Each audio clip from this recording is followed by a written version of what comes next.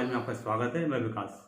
शहर की खबरों के लिए बने रहें हमारे साथ। धन्यवाद। बरेली कांग्रेस कमेटी के जिला अध्यक्ष मिर्जा अशफाक सकलैनी के नेतृत्व में मंडल कमिश्नर को ज्ञापन देते हुए कहा कि नगर निगम द्वारा अतिक्रमण के नाम पर ठेले वालों को बेवजह परेशान किया जा रहा है। इस मौके पर प्रवक्ता राज शर्मा, महानगर अध्यक्ष अजय शुक्ला, अब्दुल रहमान, जिनायद हसन बबलू, एडवोकेट आदि लोग मौजूद रहे। इसे देखा कि आज महानगर में अतिक्रमण के नाम पर तमाम ठेले वाले हों, गरीब मजदूरों को परेशान किया जा रहा है और ये सरकार परेशान करने के लिए जैसे नीयत से बनी हो, इसी के तहत चाहे किसान हो, नौजवान हो, बेरोजगारी का मुद्दा हो, आज तमाम इन समस्याओं को लेकर हमने आज मंडल आयुक्त हमारे जो कमिश्नर हैं उनको ज्ञापन सौंपा है और हमारी मांगें हैं जो ठेले वालों को नाजायज़ तरीके से परेशान किया जा रहा है, फल वालों को किया जा रहा है और अतिक्रमण के नाम पे किया जा रहा है, उसको बंद करना चाहिए।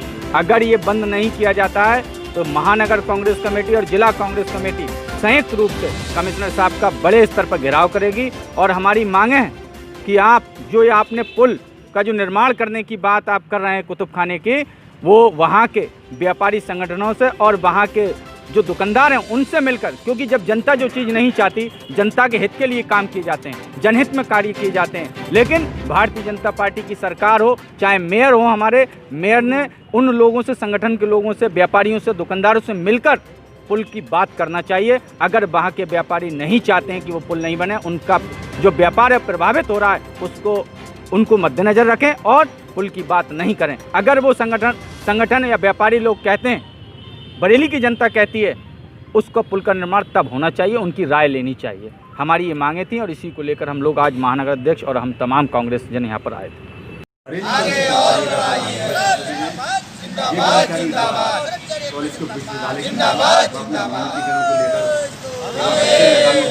पहले भी कर्मचारी कई बार आंदोलन कर चुके हैं, लेकिन कोई सफलता नहीं है।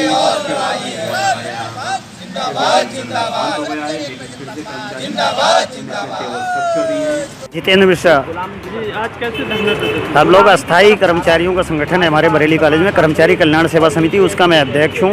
हम लोगों ने कल से बरेली कॉलेज बरेली को विश्वविद्यालय बनाने और अपने अस्थाई कर्मचारियों को विनिमतीकरण करने की 2 मांगों को लेकर के अनिश्चितकालीन आंदोलन बरेली कॉलेज में शुरू किया, जिसकी कड़ी में हम लगातार रोजाना भोजनावकाश में 2 से 3 बजे तक यहाँ पे अपना विरोध प्रदर्शन करके सरकार से ये मांग कर रहे हैं कि हमारी दोनों मांगों को जल्द सुना जाए।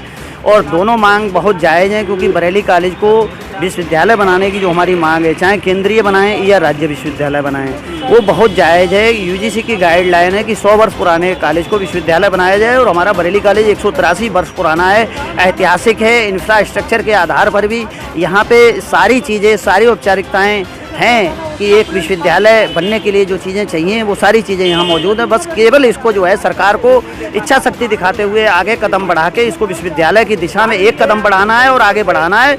और केंद्रीय मंत्री माननीय संतोष गंगवार जी ने इस बरेली कॉलेज को विश्वविद्यालय बनाने के लिए बरेली लोकसभा के 2 चुनाव में, 2014 और 2019 के चुनाव में, उन्होंने अपने घोषणा पत्र में यह वादा किया था बरेली की जनता से कि हम इसको विश्वविद्यालय बनाएंगे। और पिछले 2019 के लोकसभा चुनाव में बरेली के पूर्व सांसद प्रवीण ऐरन ने भी ये वादा किया था बरेली की जनता से कि हम बरेली कॉलेज को विश्वविद्यालय बनाएंगे। और बरेली की, मैं मानता हूँ, ये जन आवाज़ भी है कि बरेली कॉलेज को विश्वविद्यालय बनाया जाना चाहिए। एक जायज़ और ज़रूरी मुद्दा है। तो हम लोगों ने ये तय किया है कि बरेली कॉलेज को केंद्रीय या राज्य विश्वविद्यालय बनने तक और अस्थाई कर्मचारियों को विनियमितीकरण होने तक हम लगातार आंदोलन करेंगे और रोज़ डटेंगे। और जब तक ये मांगें पूरी नहीं हो जाती है तब तक ये दरी बरेली कॉलेज में लगातार बिछती रहेगी।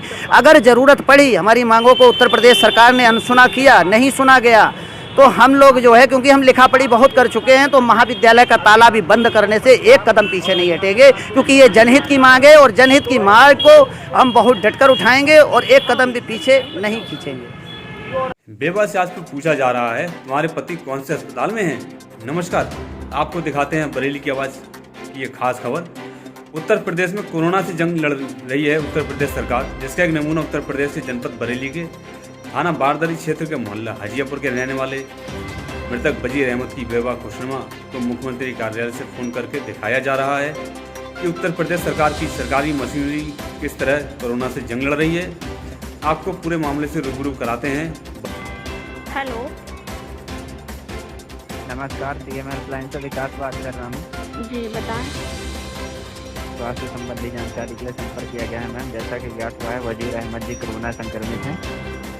हमारी जानकारी के अनुसार इस समय वजीर जी कोरोना संक्रमित हैं। जी जी नहीं, वो कोरोना संक्रमित नहीं है, उन्हें कोई कोरोना की बीमारी नहीं है। जी ठीक है, पहली बात वो कोरोना संक्रमित है ही नहीं। दूसरी बात, आपको क्या ये जानकारी नहीं है कि वो इस दुनिया में नहीं रहे? मृत्यु हो गई मैम। जी माफी चाहेंगे जो छत्तीस के लिए भी खेद हैं। सीएम हेल्पलाइन में जी, उन्हें जान से मार दिया गया है और उनके मतलब 9 महीने हो चुके हैं इस दुनिया से गए हुए भी। जी जी आप मुझे कृपया करके ये बताएं, ये आप जानकारी किस लिए ले रहे हैं? मैम माफी मैम, ज्ञात हुआ था कि उनको कोरोना संक्रमित की जानकारी प्राप्त हुई थी। नहीं नहीं, पहले तो वो कोरोना संक्रमित थे ही नहीं, उन्हें जान से मार दिया गया। ठीक, और दूसरी बात, जी 9 महीने हो चुके हैं उन्हें इस दुनिया से गए हुए। जी मैम, माफी चाहेंगे। सीएम हेल्पलाइन में कीमती समय देने के लिए धन्यवाद। कौन सा अस्पताल में? मुख्यमंत्री कार्यालय से मेरे पास पिछले हफ्ते भी काफ़ी फ़ोन आए थे, कई बार दिन में 2 बार 3 बार ऐसे आते थे।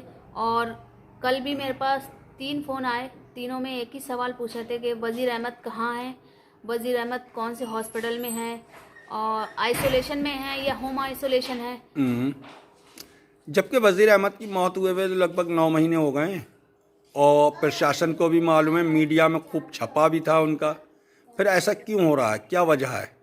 पता नहीं स्वास्थ्य विभाग, प्रशासन और जिलाधिकारी किस तरह की कोरोना से जंग जारी रखे हुए हैं, जो उन्हें यही नहीं पता है कि इस व्यक्ति की 9 महीने पहले मौत हो चुकी है, जो उन्होंने मार डाला उन्हें जिस तरीके से कोरोना में रख के मार डाला। क्या उन्हें ये नहीं पता है कि वज़ीर अहमद को उन्होंने दफनाने के लिए यहाँ भेजा था, या फिर ऐसा है कि वज़ीर अहमद के अलावा उन्होंने किसी और को दफना दिया है और वज़ीर अहमद जिंदा हैं, जो कि वो बताना नहीं चाहते हैं। क्या ये माना जा सकता है कि यहाँ से बरेली स्वास्थ्य विभाग से, बरेली प्रशासन से सचिवालय तक, मुख्यमंत्री कार्यालय तक रिपोर्ट ही देर से पहुँची हो? रिपोर्ट 9 महीने लेट पहुंचेगी, 9 महीने होने वाले हैं उन्हें। इस फ़ोन से हमें ये भी जानकारी मिली है, इस फ़ोन आते हैं आपके यहाँ, जब भी फ़ोन आते हैं तो आपके यहाँ रोना क्या और गमी का माहौल बन जाता है, ऐसा क्या है? दोबारा उस गम को दोहरा देते हैं वो, तो इससे किसके दिल को तकलीफ़ नहीं होगी? उनकी माँ के दिल को तकलीफ़ नहीं होती या मेरे दिल को तकलीफ़ नहीं होती है? बार बार ठेस पहुंचाते हैं वो कि वज़ीर अहमद कहाँ है। मुझे तो ऐसा लगता है कि वज़ीर अहमद उन्हीं के पास हैं। अब वो लोग मुझे जवाब दें कि वज़ीर अहमद